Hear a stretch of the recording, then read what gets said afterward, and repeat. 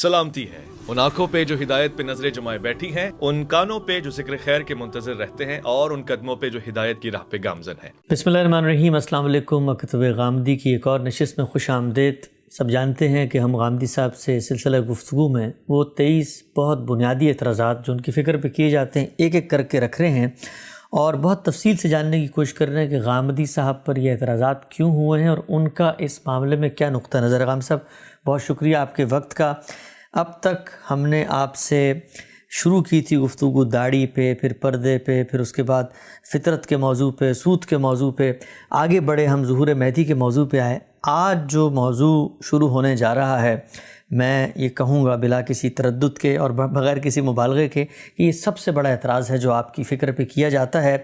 और कोई आमी हो, आरिफ हो, आलिम हो, हर आदमी ये कहते हैं कि बाकी तमाम मामलात में तो चलें ठीक है, गामदी साहब की राय मुख्तलिफ हो सकती है, लेकिन इतनी वाज़ेह बात, इतना बड़ा नुक्ता नज़र, इजमाई अक़ीदा उम्मत का सल्फ़ खल्फ़, आज दौर कल परसों हर आदमी इसको मानता है कि ईसा अलैहि सलाम ने दोबारा आना है और गामदी साहब नुज़ूल मसीह के मुनकिर हैं। नुज़ूल मसीह का ये तसव्वुर है क्या उम्मत के अंदर? मैं मुख्तसर खुलासा रख देता हूँ और फिर गामदी साहब की तरफ बढ़ते हैं।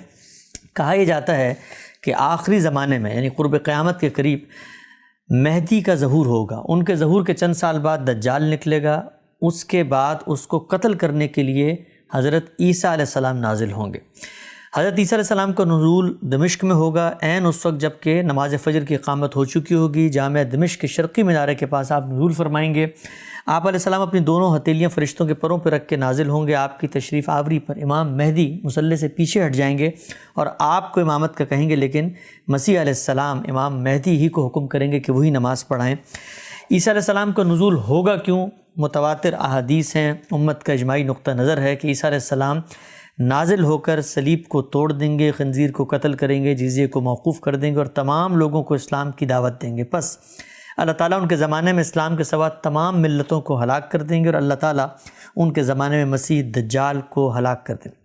तो ज़मीन पर अमन व अमान का दौरा होगा।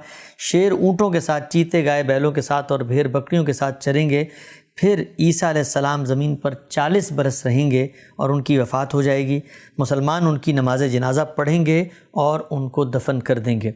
गामदी साहब, ये नुक्ता नज़र है जो हमारी उम्मत के अंदर राइज है। हमारे यहाँ कोई बच्चा मुसलमान हो, बड़ा हो, तो उससे अगर बुनियादी ज़रूरियात दीन के बारे में पूछा जाए, इस तरह नमाज रोज़े के बारे में वो जानता है, ऐसे ही जानता है कि ईसा अलैहिस्सलाम ने दोबारा आना है। मैंने ये ख़ुलासा जो आपके सामने रखा है, 20 की तादाद में अहादीस हैं, तफसीर की किताबें भरी हुई हैं। बुखारी हो, मुस्लिम हो, मुस्नद अहमद हो, अबू दाऊद हो, तिरमिज़ी हो, जो भी किताब है, रसूलुल्लाह की निस्बत से ये बातें बयान हुई हैं।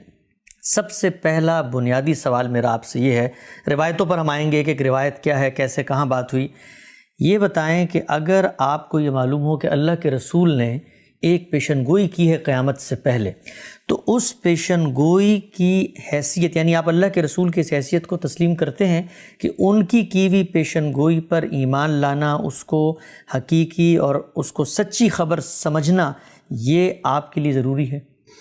ये हर मुसलमान के लिए ज़रूरी है। रिसालत मआब सल्लल्लाहु अलैहि वसल्लम को हम अल्लाह का पैगाम्बर मानते हैं। हम ये नहीं कहते कि वो कोई फ़लसफ़ी थे, कोई हकीम थे, उन्होंने इंसानियत के लिए एक मुसले के तौर पर कोई बातें कही हैं। वो अल्लाह की तरफ से आए हैं, अल्लाह के नुमाइंदे की हैसियत रखते हैं, इस ज़मीन पर अल्लाह ताला के सफ़ीर हैं। इस हैसियत से जब वो गुफ्तगू करेंगे तो उनकी हर बात मानी जाएगी, उनकी हर चीज़ के सामने सर तस्लीम खम किया जाएगा। उन्होंने हमें कुरान मजीद दिया है। कुरान मजीद भी रिसालत मआब सल्लल्लाहु अलैहि वसल्लम की शहादत ही से हम तक पहुँचा है। उसमें बहुत सी बातें बयान हुई हैं, उसमें माजी की बाद अखबार बयान हुए हैं। मैंने कई मरतबा उनका हवाला दिया है। सैयदना सुलेमान का वाक़या है, उनके दरबार में मलिका बिल्कीस का तख्त उठा लेने का वाक़या है।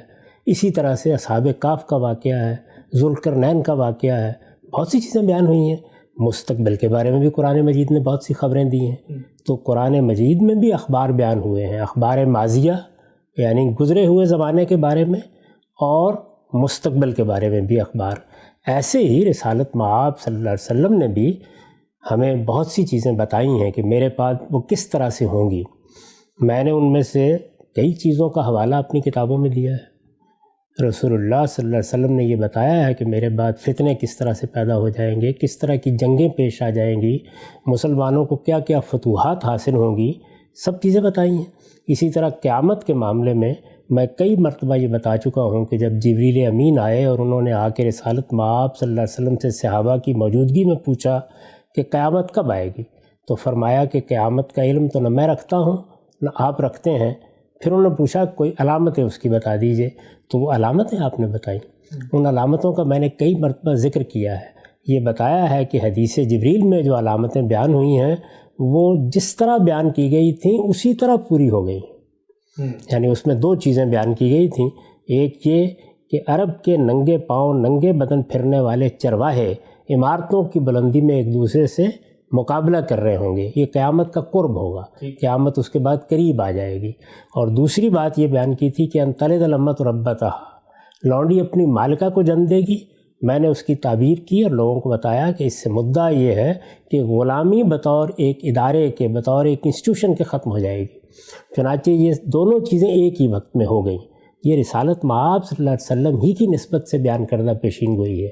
اسی طرح اگر آپ میری کتاب میزان میں جائیں تو وہاں آپ کو علامات قیامت کا باب ملے گا۔ ٹھیک، علامات قیامت کے اس باب میں نے قرآن مجید نے جو علامت بیان کی ہے، یعنی یاجوج و ماجوج کا خروج، اس پر بھی بڑی تفصیل کے ساتھ گفتگو کی ہے، اور پھر اس کے بعد وہ روایت نقل کی ہے جو مسلم شریف میں ہے، جس میں 10 نشانیاں بیان کی گئی ہیں۔ اچھا، اور ان میں سے ایک ایک نشانی کی تفصیل کی ہے، اور یہ بتایا ہے کہ یہ وہ چیزیں ہیں جو رسول اللہ صلی اللہ علیہ وسلم کی نسبت سے بیان کی جاتی ہیں۔ تو رسالت مآب صلی اللہ علیہ وسلم کسی چیز کی خبر دیں اور اطمینان ہو جائے کہ یہ آپ ہی کی دی ہوئی خبر ہے، اس کی نسبت آپ کی طرف کی جا سکتی ہے، تو پھر اس کو نہ ماننا یہ تو اللہ کے پیغمبر کو نہ ماننا ہے۔ تاہم رسالت مآب صلی اللہ علیہ وسلم کی نسبت کی تحقیق کی جائے گی، یعنی کیا فی الواقع یہ بات حضور نے کہی ہے، کیا اس کی نسبت متحقق ہے، اس کے بارے میں کوئی سوال تو پیدا نہیں ہوتا۔ یہ میں کئی مرتبہ بتا چکا ہوں کہ رسول اللہ صلی اللہ علیہ وسلم نے جو دین ہمیں دیا ہے وہ 2 صورتوں میں منتقل ہوا ہے، قرآن مجید اور سنت۔ یہ دونوں تو مسلمانوں کے اجماع اور تواتر سے منتقل ہو گئے ہیں۔ سنت مسلمانوں میں جاری ہو گئی، صحابہ کرام نے اس کو اختیار کر لیا، نسلاً بعد نسلاً وہ ہم کو منتقل ہو رہی ہے۔ قرآن مجید رسالت مآب صلی اللہ علیہ وسلم نے پڑھ کر سنایا، لوگوں نے اس کو سنا، سننے کے بعد جو یاد کر سکتے تھے انہوں نے یاد کر لیا، جو لکھ سکتے تھے انہوں نے لکھا۔ اسی طرح تحریری اور قولی تواتر سے وہ منتقل ہونا شروع ہو گیا۔ اسی طریقے سے ہم کو منتقل ہو رہا ہے، سارا دین انہی 2 ذرائع سے ہم کو منتقل ہوا ہے۔ لیکن اس کے ساتھ رسول اللہ کی نسبت سے بہت سی باتیں لوگوں نے بیان کی ہے۔ میں بار بار توجہ دلاتا ہوں کہ یہ در حقیقت رسول اللہ صلی اللہ علیہ وسلم کی نسبت سے راویوں کے بیانات ہیں۔ وہ کیا کرتے ہیں، یعنی ایک آدمی یہ کہتا ہے کہ میں نے صحابہ سے یہ سنا ہے کہ فلاں موقع پر حضور نے فلاں چیز کے بارے میں یہ وضاحت کی تھی، فلاں صاحب ملنے کے لیے گئے تھے، ان کو رسول اللہ نے یہ فرمایا تھا، جمعہ کا خطبہ دینے کے لیے کھڑے ہوئے تھے، اس موقع پر یہ کہا تھا، حجۃ الوداع کے موقع پر خطبہ دیا تھا، اس وقت یہ چیزیں فرمائی گئی تھی۔ رسالت مآب صلی اللہ علیہ وسلم کو میں نے وضو کرتے دیکھا، اس طرح وضو کر رہے تھے۔ فلاں موقع پر میں گھر میں گیا تو میں نے آپ کو یہ کام کرتے ہوئے دیکھا۔ یہ جتنی چیزیں بھی اس طرح بیان ہوتی ہیں، اس سے ہمیں معلوم ہوتا ہے کہ رسول اللہ صلی اللہ علیہ وسلم کی زندگی کیا تھی، احوال کیا تھے، علم کیا تھا، کن چیزوں کی آپ نے وضاحت فرمائی، اور یہ معلوم ہوتا ہے کہ دین کے معاملے میں آپ کا اسوہ حسنہ کیا ہے۔ یہ جو روایتیں ہیں جن کو میں کئی مرتبہ عرض کر چکا کہ اخبار احاد کہا جاتا ہے فنی اصطلاح میں، یعنی لوگوں نے بات سنی اور سن کے آگے بیان کر دی۔ ایک نے سنی، 2 نے سنی، 10 نے سنی، 20 نے سنی، اور پھر وہ آگے نقل ہونا شروع ہو گئی۔ اس میں یہ بتایا جاتا ہے کہ ہم تک جب بات پہنچ رہی ہے تو یہ کس سے سنی ہوئی ہے، اور اس نے کس سے سنی تھی، اور اس سے کس نے سنی تھی۔ اس لیے یہ تاریخی ریکارڈ ہے، اس کی تحقیق ضروری ہے۔ اس میں تحقیق کے بغیر کوئی بات نہیں کہی جا سکتی۔ یعنی یہاں یہ نہیں ہے کہ کسی کتاب سے آپ کوئی چیز پڑھ کے سنا دیں گے تو بس مان لینا چاہیے کہ یہ رسالت مآب صلی اللہ علیہ وسلم کی فرمائی ہوئی ہے۔ یہاں لوگ بیان کر رہے ہیں، یعنی آپ اندازہ کیجئے نا کہ مل کے لوگ آئے ہیں، انہوں نے آ کے 2 یا 3 واسطوں سے یہ باتیں بیان کرنا شروع کر دی ہیں۔ جب انہوں نے باتیں بیان کی ہیں تو پچھلی دفعہ میں نے بڑی تفصیل سے یہ بتایا تھا کہ پھر ہمارے ہاں وہ لوگ پیدا ہوئے جنہوں نے جب یہ دیکھا کہ ان میں مبالغہ ہو رہا ہے، ان میں داستان سرائی ہو رہی ہے، ان میں بعض باتیں غلط منسوب کی جا رہی ہیں، ان میں بعض جگہوں پر سیاق و سباق میں بات نہیں رکھی جا رہی، تو تحقیق شروع ہو گئی اور وہ فن وجود میں آیا جس پر مسلمان فخر کر سکتے ہیں، جس کو ہم کہتے ہیں کہ یہ آثار اور احادیث کی تنقیح کا فن ہے، جس میں ائمہ رجال پیدا ہوئے اور انہوں نے لوگوں کو دیکھنا شروع کیا، پھر اس کے معیارات بنائے گئے۔ تو ظاہر ہے کہ یہ سب کیوں کیا گیا؟ اس لیے کیا گیا کہ محض ایک بات کا سامنے آ جانا کافی نہیں ہے، اس کی تحقیق کی ضرورت ہے۔ چنانچہ میں نے اپنی کتاب میزان میں لکھا ہے کہ جس وقت رسالت مآب صلی اللہ علیہ وسلم کی طرف کسی روایت کی نسبت پر اطمینان ہو جائے گا، پھر اس کے سامنے سر تسلیم خم کر دینا یہ ایمان کا تقاضا ہے۔ تو اس لیے یہ تو کوئی سوال ہی نہیں ہے کہ حضور کوئی بات فرمائیں اور واضح ہو جائے کہ آپ نے فرمائی ہے اور پھر کوئی مسلمان اس سے انحراف کا سوچے، پھر تو اس کو مانا بھی جائے گا، پھر اس کو قبول بھی کیا جائے گا، لیکن اس کو عقائد میں بیان نہیں کیا جاتا۔ عقائد یا ایمانیات، میں نے پہلے بھی عرض کیا تھا کہ قرآن مجید میں لفظ ایمان استعمال ہوا ہے، وہ بالکل متعین ہے۔ یہ اخبار ہیں، یعنی اخبار قرآن میں بھی ہیں، اخبار رسالت مآب صلی اللہ علیہ وسلم نے بھی بیان کیے ہیں، یہ ماضی کے بارے میں بھی ہیں، یہ مستقبل کے بارے میں بھی ہیں۔ اس میں ظاہر ہے کہ ایک چیز قرآن میں بیان ہو گئی ہے تو وہاں پر بھی یہ اختلاف ہو سکتا ہے کہ میں قرآن مجید کا مدعا جس طرح سمجھ رہا ہوں، ہو سکتا ہے آپ کو اس سے اتفاق نہ ہو، اور آپ جس طرح سمجھ رہے ہوں مجھے اس سے اتفاق نہ ہو۔ تو ایمانیات کے معاملے میں تو ہر چیز اتمام حجت کے درجے میں واضح کر دی گئی ہے، اور ایمانیات وہی 5 ہیں، یعنی اللہ پر ایمان، اللہ کے فرشتوں پر ایمان، اللہ کے پیغمبروں پر ایمان، اللہ کی کتابوں پر ایمان، اور روز جزا پر ایمان۔ یہ قرآن نے بھی بیان کر دیا ہے کہ ایمانیات یہی ہیں، اور ان کی بنیاد ہی پر ایمان کا لفظ استعمال کیا جائے گا، اور رسالت مآب صلی اللہ علیہ وسلم نے بھی حدیث جبریل میں اس کو واضح کر دیا ہے۔ ہم اس پر بڑی تفصیل سے گفتگو کر چکے ہیں۔ یہ اخبار ہے، ان کے لیے لفظ عقیدہ کے استعمال کے بارے میں بھی میں توجہ دلا چکا ہوں کہ جب مختلف گروہ بن گئے تو انہوں نے اپنی شناخت کے لحاظ سے جن چیزوں کو مانا یا جنہیں ترک کیا، ان کے لیے لفظ عقیدہ استعمال ہونے لگ گیا۔ یہ بعد کا استعمال ہے، لہٰذا صحیح بات وہی ہے کہ یہ اخبار النبی ہیں۔ رسالت مآب صلی اللہ علیہ وسلم کی نسبت سے بعض واقعات بیان ہوئے ہیں، بعض خبریں بیان ہوئی ہیں، ان کی تحقیق کی جائے گی۔ یہ قرآن مجید میں ہے تو ان کو سمجھا جائے گا، وہاں اس تحقیق کی ضرورت نہیں ہے کہ یہ فی الواقع اللہ تعالیٰ کا یا اللہ کے پیغمبر کا بیان ہے، اس لیے کہ وہ تو یقینی طریقے سے منتقل ہو گیا۔ یہاں لوگ بات بیان کر رہے ہیں، لوگ روایت کر رہے ہیں، راوی حضرات ہیں، انسان سے دوسرے انسان کو ایک چیز منتقل ہو رہی ہے، 2 4 5 10 20 لوگ بیان کر رہے ہیں، یہاں تحقیق ہوگی۔ چنانچہ یہی اس امت کی تاریخ ہے، اس کے سارے علم نے اس تحقیق ہی میں وقت بسر کیا ہے۔ اگر آپ غور کر کے دیکھیں تو سب سے زیادہ کام انہی چیزوں پر ہوا ہے۔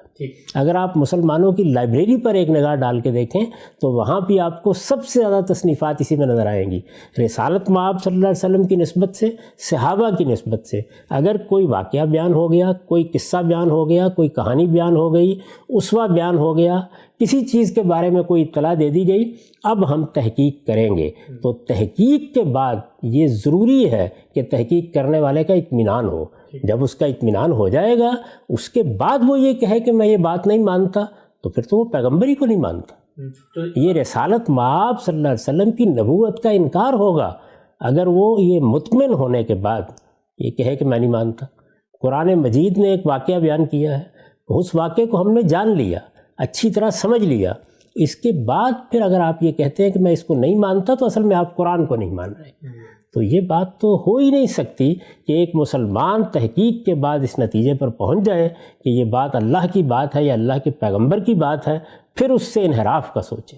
ٹھیک، اچھا ہم صاحب، یہ جو بھی آپ نے بات فرمائی کہ ہمیں اطمینان ہو جاتا ہے کہ اللہ کے پیغمبر کی نسبت سے یہ بات جو ہم تک آ رہی ہے یہ بالکل ٹھیک ہے، ثابت شدہ ہے، اپنا اطمینان، انسانی اطمینان ہو گیا۔ اب ہم اس کو نہیں مانتے تو یہ بھی ایمان کے منافی ہے، اور دین نے جو بنیادیں بتائی ہیں مذہب کی یا ایمان کی، ان کو نہیں مانتے تو وہ بنیادی عقائد ہیں، وہ بھی ایمان کے خلاف ہیں۔ تو پھر نتیجے کے اعتبار سے کیا اختلاف ہوا؟ میں اگر اللہ کو نہ مانوں اور میں حدیث کے اندر کی گئی پیشن گوئی کو نہ مانوں تو نتیجے کے اعتبار سے دونوں ایمان کے پھر خلاف ہو گئی نا؟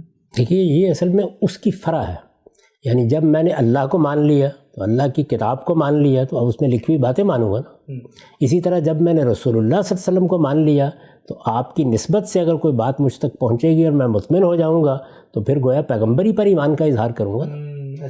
تو یہ اصل میں اس کے فروع ہیں، لیکن یہاں دونوں چیزیں ہو سکتی ہیں، یعنی قرآن میں بات بیان ہوئی ہے لیکن میرے اور آپ کے فہم میں فرق ہو گیا۔ روایت میں بات بیان ہوئی ہے، امام بخاری اس کو قبول کر رہے ہیں، امام مسلم قبول نہیں کر رہے ہیں۔ وہ قبول کر رہے ہیں، کوئی اور محدث اس پر تنقید کر رہا ہے یا آج کا کوئی عالم اس پر تنقید کر رہا ہے، تو یہاں یہ گنجائش موجود ہے۔ جو ایمانیات ہیں، 5 ایمانیات، وہ بنیاد ہیں دین کی، وہ اتمام حجت کے درجے میں منتقل ہو گئے ہیں، ان کو قرآن نے بیان کر دیا ہے، ان کو رسالت مآب صلی اللہ علیہ وسلم نے واضح کر دیا ہے، ان میں اب کسی تعویل کی، فہم کے کسی اختلاف کی کوئی گنجائش نہیں۔ یعنی آپ پیغمبر تھے، کتابوں پر ایمان لانا ہے، آخرت ہونی ہے، ان میں کوئی اختلاف نہیں ہو سکتا؟ ان میں اختلاف ہو نہیں سکتا۔ میں نے عرض کیا نا کہ یہ چیزیں اتمام حجت کے درجے میں منتقل ہو گئی ہیں، لیکن باقی جو کچھ ہے قرآن مجید میں بہت سے واقعات بیان ہوئے ہیں، ان واقعات کے بارے میں لوگ ایک دوسرے سے اختلاف کرتے ہیں۔ جب آپ قرآن مجید کو زیر بحث لائیں گے تو میں آپ کو یہ بتاؤں گا کہ پہلے دن سے اس کی تعویل میں 2 رائے ہو جاتی ہیں، تو وہاں کیا ایک رائے رکھنے والے دوسرے رائے رکھنے والے کو منکر قرار دیں گے قرآن کا؟ تو جہاں فہم زیر بحث آ جاتا ہے، تحقیق زیر بحث آ جاتی ہے، نسبت کو متحقق کرنا زیر بحث آ جاتا ہے، وہاں پر اختلاف کی گنجائش ہوتی ہے، اسے ایمان اور عقیدے کے الفاظ سے بیان نہیں کرنا چاہیے۔ میں اس سے پہلے بھی عرض کر چکا ہوں کہ ایسی چیزیں علم کی نوعیت کی ہیں، ان کے اوپر ایکڈیمک بحث ہوگی، ان کے بارے میں گفتگو ہو سکتی ہے، ان میں ایک آدمی اختلاف کرتا ہے دلائل کی بنیاد پر، تو یہ نہیں کہا جائے گا کہ وہ رسالت مآب صلی اللہ علیہ وسلم سے اختلاف کر رہا ہے، وہ اصل میں اس نسبت سے اختلاف کر رہا ہے جو کسی دوسرے کے نزدیک متحقق ہے۔ یا قرآن مجید کو لے لیجئے، قرآن مجید کی کسی آیت کا مطلب ایک دوسرا آدمی مجھ سے مختلف سمجھ رہا ہے، تو یہاں اس پر یہ فتویٰ نہیں لگایا جائے گا کہ تم تو قرآن کو نہیں مانتے، اس لیے کہ اس کے نزدیک قرآن مجید کی اس آیت کا وہ مفہوم نہیں ہے، وہ مطلب نہیں ہے۔ یہ فرق ہے ایمانیات میں اور اس طرح کے علمی اور تحقیقی معاملات میں۔ عام لوگ چونکہ اس کو نہیں سمجھتے تو وہ یہ خیال کرتے ہیں کہ یہ اسی طرح کی چیزیں ہیں کہ جن کو جب آپ نے مان لیا تو آپ مسلمان ہیں، جب آپ نے نہیں مانا تو آپ اسلام کے دائرے سے خارج ہو گئے۔ اس طرح کی کوئی چیز نہیں ہے۔ اس مسلمان امت کے اندر پہلے دن سے اس طرح کی علمی چیزوں کے معاملے میں اختلافات ہوتے رہے ہیں۔ اگر رسالت مآب صلی اللہ علیہ وسلم کی نسبت کے معاملے میں تحقیق ضروری نہ ہوتی تو یہ فن حدیث کیسے وجود میں آتا؟ یہ محدثین کیوں پیدا ہوتے؟ یہ رجال پر کیوں تحقیق کرتے؟ پھر تو جو آدمی بیان کر دیتا کہ میں نے رسالت مآب صلی اللہ علیہ وسلم سے یہ بات سنی ہے یا آپ کو یہ کرتے دیکھا ہے، کیونکہ وہ مسلمان ہے، یہ بات بیان کر رہا ہے، تو ماننا لازم ہو جاتا۔ نہیں مانی، ہمارے علم نے اس کی تحقیق کی ہے۔ جب تحقیق کا دروازہ آپ کھول دیں گے تو آپ اصل میں اختلاف کا دروازہ بھی کھول دیں گے۔ اب اس سے اختلاف ہو سکتا ہے، اس میں میری ایک رائے ہو سکتی ہے، آپ کی ایک دوسری رائے ہو سکتی ہے، میری ایک تحقیق ہو سکتی ہے، دوسرے کی ایک دوسری تحقیق ہو سکتی ہے۔ جہاں تحقیق میں، فہم میں اختلاف ہوگا وہ اصلاً علمی چیزیں ہوں گی اور ان کو اسی طرح پیش کرنا چاہیے۔ ان پر گفتگو ہوگی، ان پر تبادلہ خیالات ہوگا، ان میں ایک دوسرے کی رائے سنی جائے گی، ان سے متعلق لوگوں کو ایجوکیٹ کیا جائے گا، یہ سب ہوگا۔ لیکن ایمانیات کا معاملہ یہ نہیں ہے۔ وہاں یہ ہے کہ اللہ کے پیغمبر نے وہ ایمانیات ہم کو منتقل کر دیے ہیں، یہ مسلمان امت انہی ایمانیات پر کھڑی ہے، قرآن مجید نے ان کو وضاحت کے ساتھ واضح کر دیا ہے، وہاں نہ کسی تعویل کی کوئی گنجائش ہے، نہ کسی بحث کا کوئی امکان ہے۔ تو یہ 2 بالکل الگ الگ چیزیں ہیں۔ اسی لیے تو رسالت مآب صلی اللہ علیہ وسلم سے جب یہ پوچھا گیا کہ ایمان کیا ہے تو وہاں آپ نے یہ تو بیان نہیں کیا کہ ذوالقرنین پر ایمان لاؤ گے، اصحاب کہف پر ایمان لاؤ گے، نہیں، یہ چیزیں آپ قرآن میں پڑھیں گے۔ اگر آپ قرآن مجید میں پڑھنے کے بعد ان کا مدعا سمجھ گئے ہیں اور آپ کو اطمینان ہو گیا ہے کہ یہ بات اللہ تعالیٰ نے قرآن مجید میں فرمائی ہے، تو یہ اصل میں اللہ پر ایمان کا تقاضا ہے کہ آپ اسے مانیں۔ تو یہ ایمان کے تقاضے ہیں، نہ کہ براہ راست ایمانیات۔ ٹھیک، ہم سب آگے بڑھتے ہیں۔ ایک اور پہلو سے میں آپ کے سامنے یہ اشکال پیش کرتا ہوں۔ یہ تو آپ نے 2 کیٹیگرائزیشن کر کے واضح کر دیا کہ ایمان ہے، اسلام کا بنیادی مقدمہ ہے، قرآن و سنت میں محفوظ ہے، رسول اللہ کی نسبت سے اخبار ہم تک پہنچتی ہیں، اس پر اطمینان ہو جاتا ہے، تو رسول کی اتباع کا تقاضا، اس پر ایمان کا تقاضا ہے کہ ان کو بھی ہم مانیں، آپ مخبر صادق تھے۔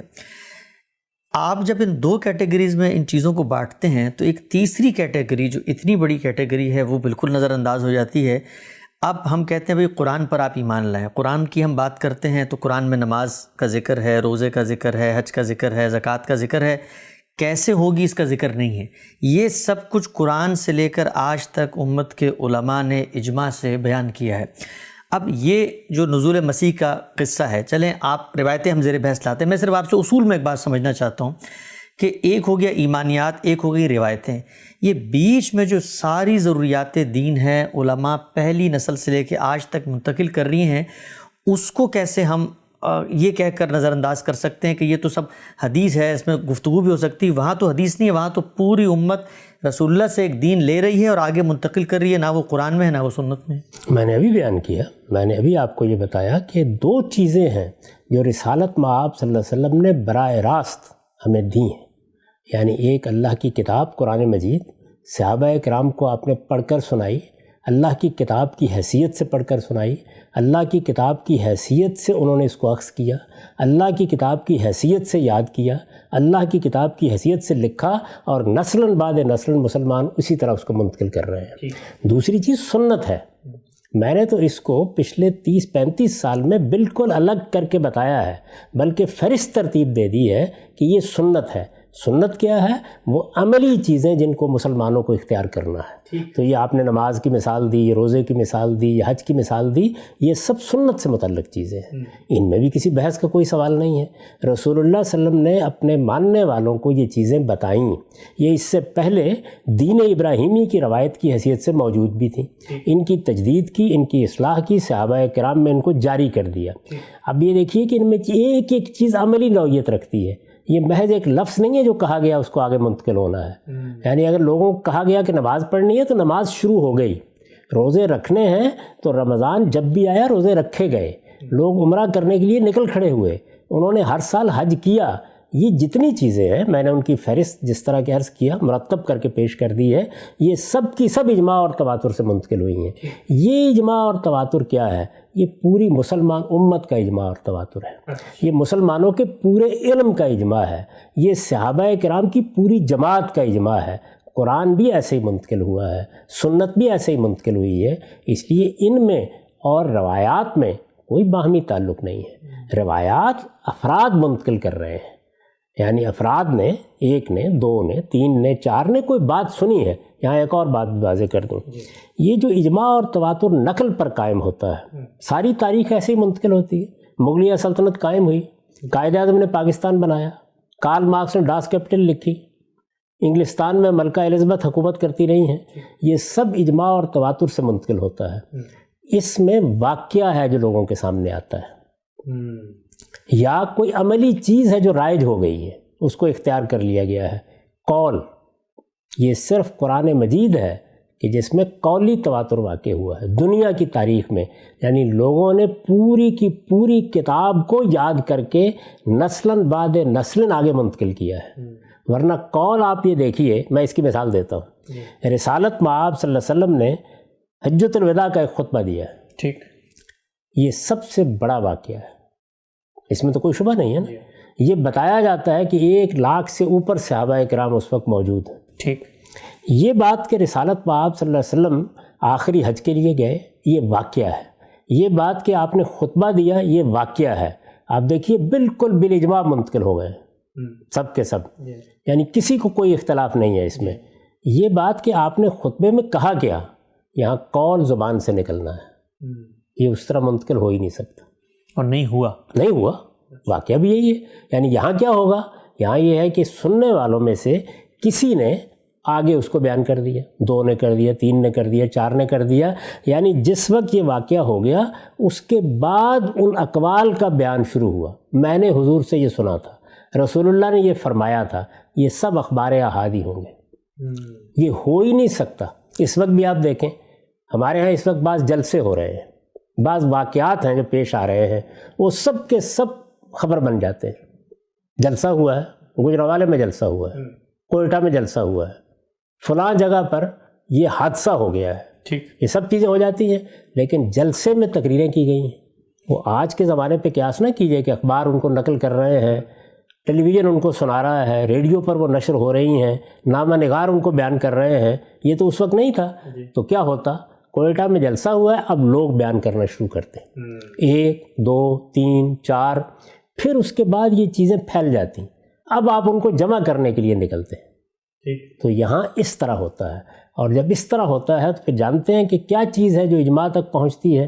یعنی ایک نے بیان کیا، دوسرے نے بیان کیا، تیسرے نے بیان کیا، مختلف جگہوں پر لوگ چلے گئے. جلسہ سننے کے بعد انہوں نے اپنی اپنی جگہ جا کے بیان کیا. آپ کو 2 4 5 10 20 50 لوگوں سے ایک ہی بات سننے کو ملی. اس کو کہتے ہیں اجماع اہل العصر، اجماع اہل الحدیث. یعنی اس پر اجماع ہو گیا. سب لوگ جو روایت کر رہے ہیں، تاریخ لکھ رہے ہیں، اس فن کو منتقل کر رہے ہیں، اس علم کو منتقل کر رہے ہیں، ان کا اجماع اس پر ہو گیا.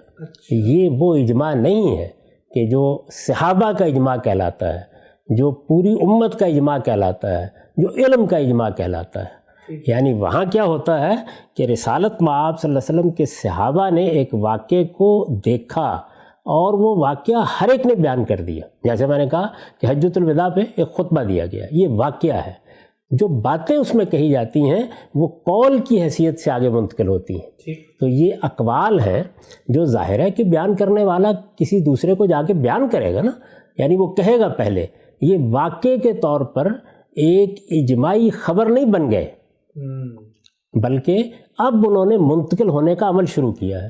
ممکن ہے کہ پوری تقریر میں سے کوئی 2 جملے ہی آگے کوئی منتقل کرے، ممکن ہے لوگ بیان ہی نہ کریں، اور ممکن ہے کہ کوئی ایسی بات اس میں کہی گئی ہو جو بڑی غیر معمولی ہو، وہ آپ بھی بیان کریں، میں بھی بیان کروں. اگر ہم سننے والے ہیں 10 لوگ بیان کریں، 20 لوگ بیان کریں. تو جب بہت زیادہ لوگ اس کو بیان کر دیتے ہیں نا، تو اس کو اس فن میں، یعنی اس تاریخی ریکارڈ کو منتقل کرنے کے فن میں، جس کو آپ حدیث کا فن کہتے ہیں، جس کو آثار کا فن کہتے ہیں، اس میں اس موقع پر کہا جاتا ہے تواترت الاخبار. یعنی اس جلسے کے بعد 1 2 4 5 10 بہت لوگ اس بات کو بیان کرنے لگ گئے ہیں کہ یہ بات کہی گئی تھی. اچھا، اس میں بسا اوقات الفاظ کا بھی اختلاف ہو جاتا ہے، تو اس میں ایک معنوی اشتراک ڈھونڈ لیا جاتا ہے کہ چلیے الفاظ میں کچھ اختلاف ہو رہا ہے، لیکن سب کے سب مدعا کے لحاظ سے یہ بات بیان کر رہے ہیں. تو یہاں کیا ہوگا، یعنی 50 لوگ ہو جائیں گے، 100 لوگ ہو جائیں گے. 50-100 لوگوں کے معاملے میں اس فن میں یہ ایک اور اصطلاح وجود میں آئی، یعنی تواترت الاخبار. تواترت الاخبار کا مطلب وہ تواتر نہیں ہوتا. اور جب کہا جاتا ہے اجماع اہل العصر، تو اس سے مراد وہ اجماع نہیں ہوتا. اب یہ دیکھیے کہ یہ جو تواتر ہے، اس کے نتیجے میں ایک جملہ لوگوں میں شائع و ضائع ہو گیا، لوگوں نے اس کو ماننا شروع کر دیا، آگے بیان کرنا شروع کر دیا. تو دوسرے دور میں ہو سکتا ہے کہ سب کے سب لوگ اس کو بیان کر رہے ہیں، لیکن ایک محقق یہ دیکھے گا کہ بات کی ابتدا کہاں سے ہوئی ہے. تو اس وجہ سے جب آپ اس طرح کے کسی موضوع پر تواتر کا لفظ سنتے ہیں یا اجماع کا لفظ سنتے ہیں، تو پہلے اندر اتر کر دیکھیے کہ کس ذیل میں یہ بات کہی جا رہی ہے. کیا یہ وہ تواتر و اجماع ہے جو قرآن کے بارے میں پوری امت نے منتقل کرنے میں اختیار کیا ہے؟ کیا یہ وہ اجماع اور تواتر ہے جو صحابہ کرام سنت کو منتقل کرنے میں اختیار کر رہے ہیں؟ یہ وہ نہیں ہے. اسی طرح جو بڑے بڑے واقعات کا اجماع ہوتا ہے، مغلیہ سلطنت قائم ہوئی، علامہ اقبال نے بانگ درا لکھی، قائد اعظم نے پاکستان بنایا، یہ اجماع اور یہ جو اقوال کا اجماع ہے یہ بالکل مختلف چیز ہے. یعنی اس کے وجود پذیر ہونے کی ایک تاریخ ہوتی ہے، وہ پہلے دن سے واقع ہو جاتا ہے، نسلاً بعد نسلاً منتقل ہوتا ہے، اس کو وقت لگتا ہے. یعنی جلسہ سن کے لوگ آئے ہیں، تقریر سن کے لوگ آئے ہیں، گفتگو سن کے لوگ آئے ہیں، وہ اب بیان کرنا شروع کریں گے. اچھا، اسی طرح وہ واقعات جو سب کے سامنے نہیں ہوتے، ان کی نوعیت بھی یہی ہوتی ہے. تو پوری تاریخ کو جب آپ پڑھتے ہیں تو یہ بالکل واضح ہو جاتا ہے کہ اس میں ایسی چیزیں جو عملی نوعیت کی ہیں جاری ہو گئی ہیں، یا کسی چیز کو ایک واقعے کے طور پر لوگ سب کے سب بیان کر رہے ہیں، یہ تو ہر جگہ نظر آئے گا. لیکن ملکہ الزبتھ نے ایک تقریر کی تھی 1952 میں، اگر اس کو ریکارڈ نہیں کیا گیا، اگر اس کو لکھنے والوں نے لکھا نہیں ہے، تو پھر اس تقریر کے جملے ہوں گے جو اخبار احاد سے آگے منتقل ہوں گے. اور ممکن ہے کہ ایک نسل کی تحقیق کے بعد یہ معلوم ہو کہ بہت لوگوں نے یہ جملہ بیان کیا ہے. یہ جملہ کہا گیا تھا.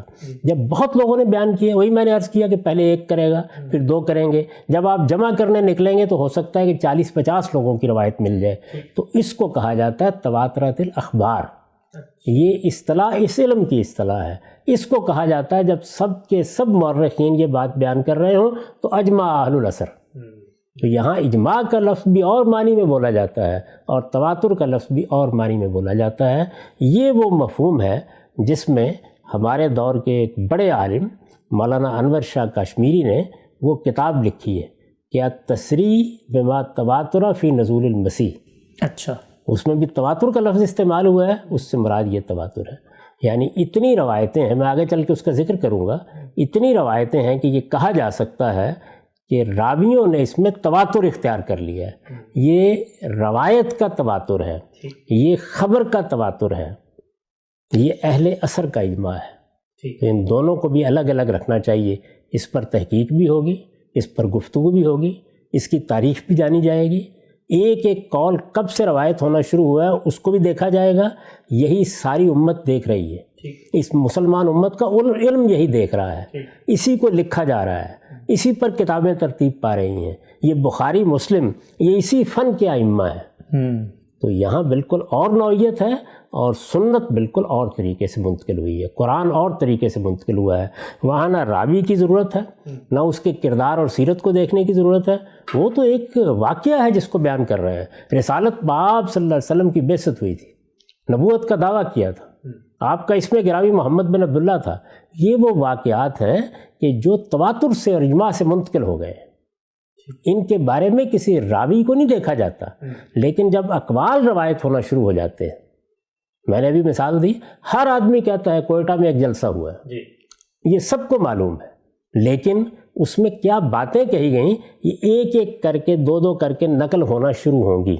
کچھ وہیں رہ جائیں گی، کچھ نقل ہو جائیں گی، کچھ میں الفاظ تبدیل ہو جائیں گے.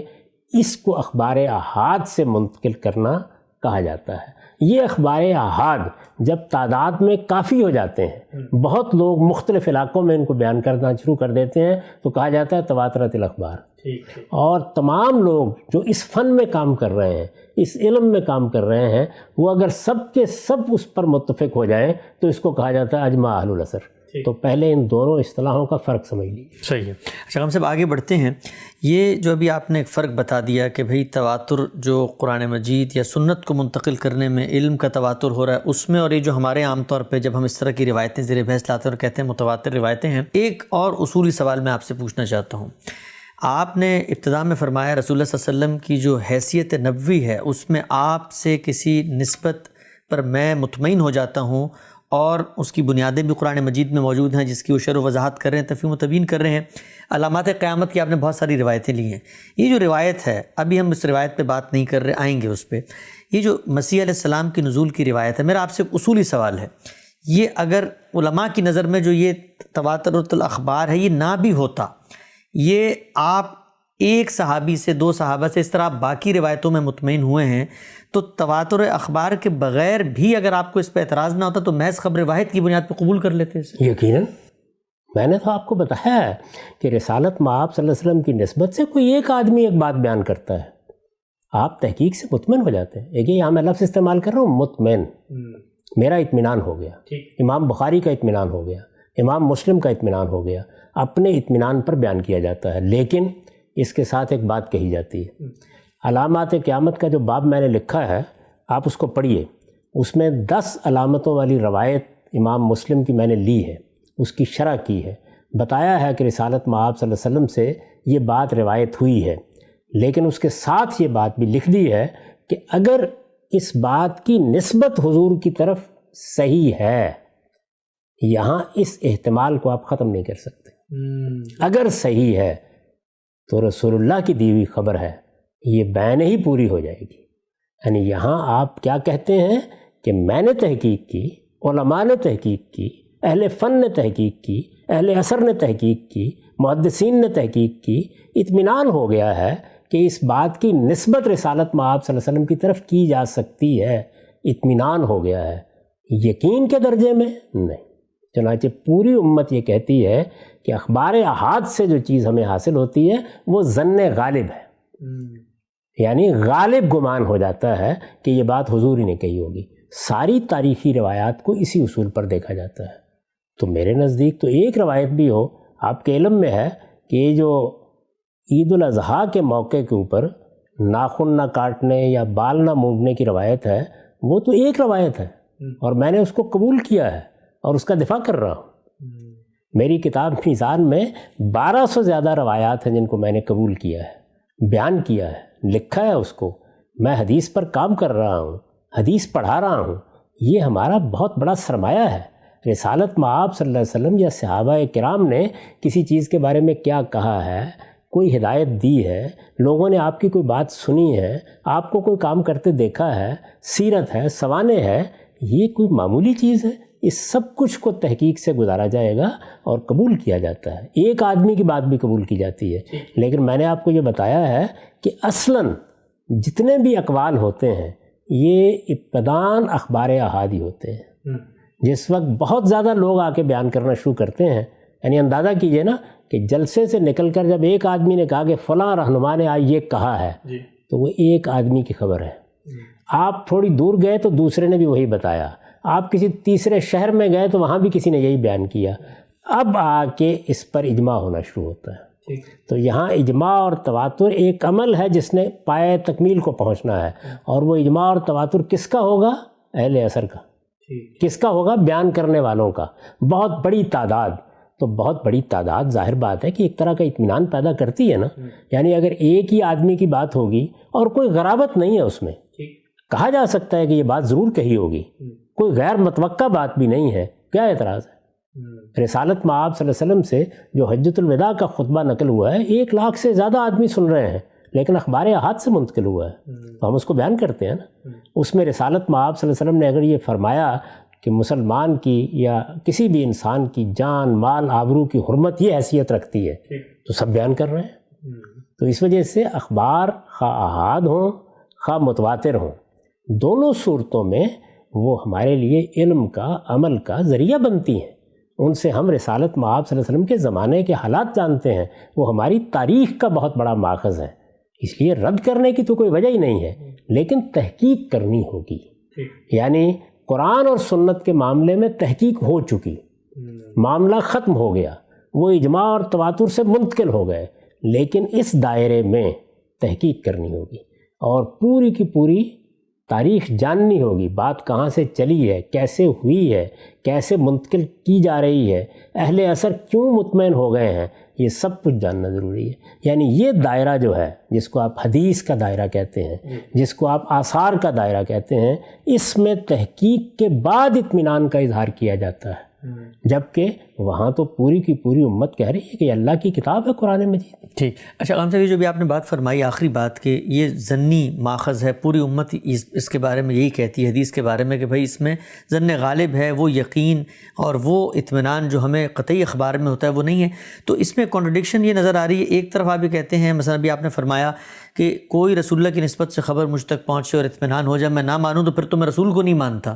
تو پھر اس طرح کی باتوں کے بارے میں یہ اتنا بڑا دعویٰ پھر کیسے کر رہے ہیں کہ پھر رسول ہی کو نہیں مانتا؟ کوئی شخص کہتا ہے حدیثیں نہ مانے.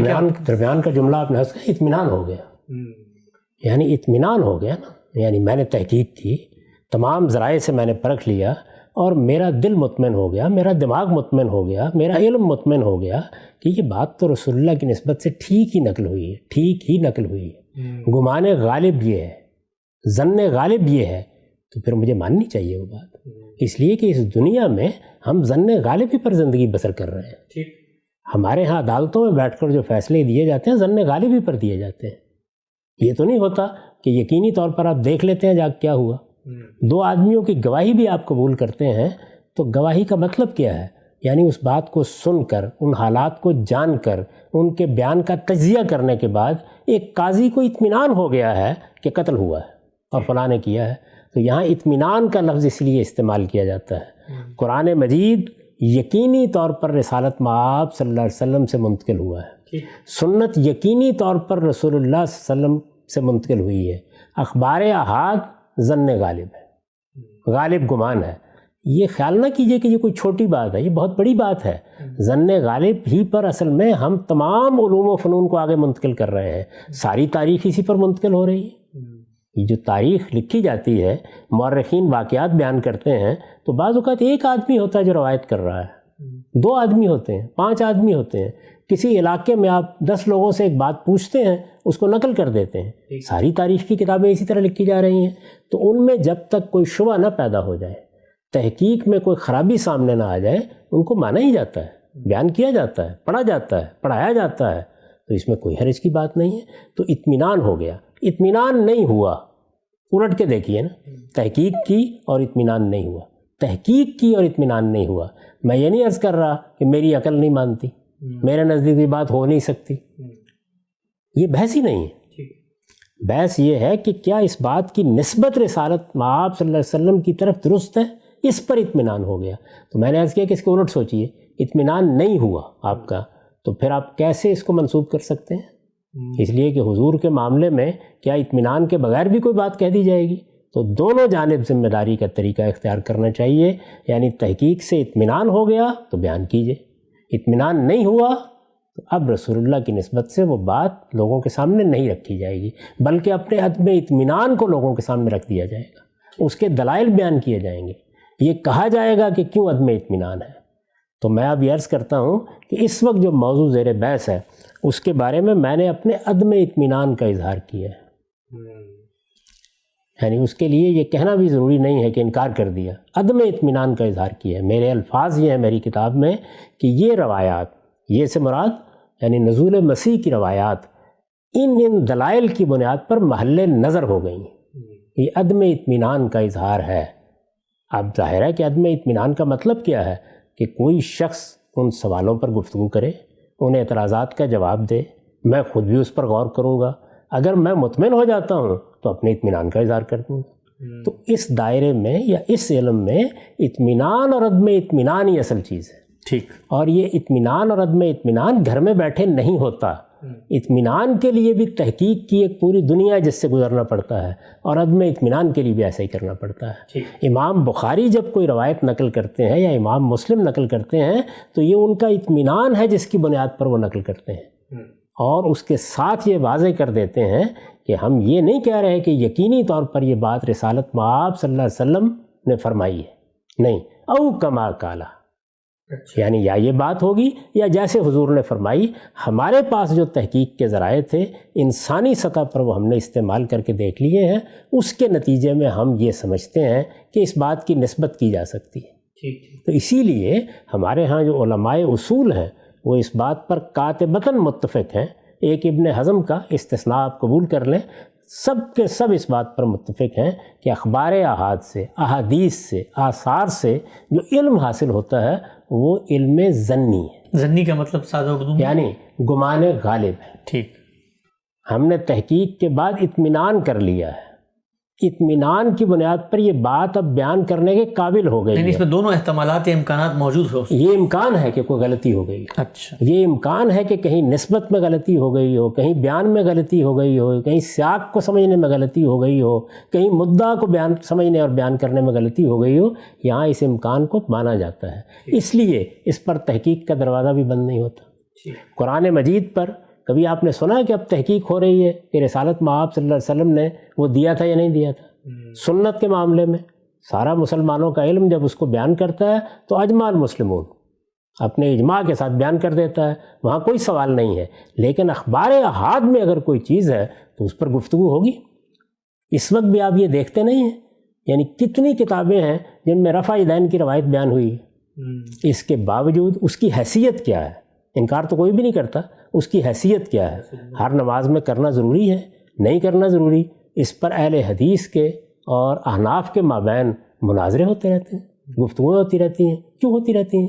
اس لیے کہ یہ سارا کا سارا موضوع ہی تحقیق کا موضوع ہے، اس میں اختلافات ہوتے ہیں، اور جب اختلافات ہوں گے ظاہر تاریخی واقعات کا بیان ہے۔ اپنے موجودہ زمانے میں دیکھیں، آپ کسی ایک تاریخی واقعے کی تفصیلات پر بھی پوری طرح متفق نہیں ہو پاتے۔ ہمارے سامنے واقعات ہوئے جس میں ریڈیو نے اس کو بیان کیا، ٹیلی ویژن نے اس کو نشر کیا، وہاں نمائندے کھڑے ہیں، بڑے بڑے واقعات ہیں۔ آپ لال مسجد کے واقعے کو دیکھیے، آپ منہاج القرآن کے واقعے کو دیکھیے، یہ واقعات ہیں نا جن میں بڑا نقصان ہوا، جانی نقصان ہوا، اس کو بیان کرتے وقت کتنی تفصیلات ہیں جن پر آج تک بحث جاری رہتی ہے. تو یہاں بھی بالکل ایسے ہی ہوتا ہے. اب دیکھیے یہیں فرق سمجھ لیجئے، یہ واقعات ہوئے ہیں، اس میں کوئی اختلاف نہیں ہے، لیکن اس موقع پر فلاں نے یہ کہا تھا، فلاں نے یہ بات کی تھی، معاملے کی نوعیت اس طرح ہوئی تھی. اس میں کتنے اختلافات ہیں جن کو آج تک موضوع بحث بنایا جاتا ہے. اس پر آپ عدالتیں قائم کرتے ہیں، اس پر تنقیح کی کمیٹیاں بناتے ہیں. یہی کام مسلمان امت ان سب چیزوں کے بارے میں کر رہی ہے، اور پہلے دن سے کر رہی ہے. میں آگے اس کی تفصیل آپ کو بتاؤں گا. پہلے دن سے کر رہی ہے کہ رسالت مآب صلی اللہ علیہ وسلم کی نسبت سے، صحابہ کرام کی وساطت سے جو چیزیں لوگوں نے بیان کر دی ہیں، ذہن میں رکھیے لوگوں نے بیان کر دی ہیں، سننے والوں نے بیان کر دی ہیں، دیکھنے والوں نے بیان کر دی ہیں، ان کی کیا حیثیت ہے؟ یعنی ان کو بیان کرنا ہے، ان کی نسبت حضور کی طرف کرنی ہے. یہی تو وہ چیزیں ہیں کہ جن کے بارے میں تحقیق کر کے ایک محقق یہ کہہ دیتا ہے کہ یہ موضوع بات ہے، یہ وضع کی ہوئی بات ہے، یہ لوگوں نے گھڑ لی ہے. چنانچہ پوری کتابیں ہیں جن میں موضوعات کو ترتیب دے دیا گیا ہے. تو اس لیے اس فن اور اس علم میں ایسے ہی بات کی جاتی ہے. اگر آپ نزول مسیح پر بات کریں گے تو یہاں بھی اسی طرح بات ہو. ٹھیک. ہم صاحب یہ جو روایات ہیں نزول مسیح کی، امت کے تمام علماء جو اس فن میں مہارت رکھتے ہیں، امت کی اجتماعی بصیرت، امت کا مجموعی فہم، انہوں نے ان روایات کے اوپر اپنے اطمینان کا اظہار کیا ہے، اور اس بات پر اطمینان کا اظہار کیا ہے کہ رسول اللہ صلی اللہ علیہ وسلم سے یہ جو اخبار ہیں ثابت ہیں، متحقق ہیں، ہم تک پہنچی ہیں. غامدی صاحب کا اس پر کیا عدم اطمینان ہے؟ ان روایات کو وہ کیسے دیکھتے ہیں؟ غام صاحب ایک ایک پہلو پر میں آپ سے بات کروں گا، لیکن ہمارا وقت چونکہ یہاں پہ ختم ہو رہا ہے. اگلی نشست کا آغاز انشاءاللہ ہم ان روایات کے مطالعے سے کریں گے، اور یہ جاننے کی کوشش کریں گے کہ آپ ان روایات کے بارے میں کیا نقطہ نظر رکھتے ہیں. ہمارے پروگرام کا یہاں پہ وقت ختم ہوتا ہے. انشاءاللہ اگلی نشست میں دوبارہ حاضر ہوتے ہیں. غام صاحب بہت شکریہ آپ کے بارے میں. بہت شکریہ.